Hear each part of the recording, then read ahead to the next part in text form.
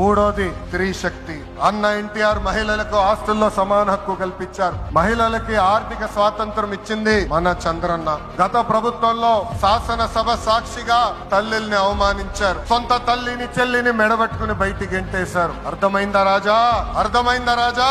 ఉద్యోగ ఉపాధి అవకాశాల్లో మహిళలకు రిజర్వేషన్, మహిళలకు విశ్వవిద్యాలయాలు దీపం పథకం ఇచ్చింది తెలుగుదేశం. రానున్న రోజుల్లో మహిళల్ని మరింత బలోపేతం చేసి స్త్రీ శక్తి ద్వారా మనం కృషి చేయాలి. పార్టీ పదవుల దగ్గర నుంచి అన్ని రంగాల్లో మహిళల్ని సమానంగా బాధ్యత భద్రత కల్పించాలి.